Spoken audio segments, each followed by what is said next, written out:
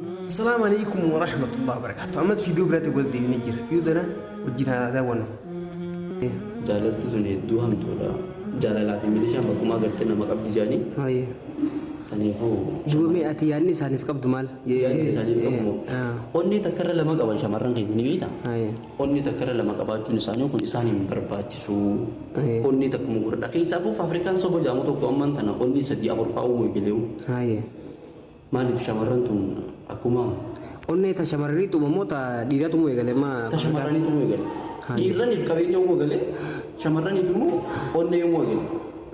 Siifis onnee takkan qaba jetti isaafis onnee takkan qaba jetti hundaaf onnee qaba jetti. Aye. Inni hoo tana makiinaan kabajaa saniin baajajiin kabajaa qabeenya uumuu eegale sabni kun.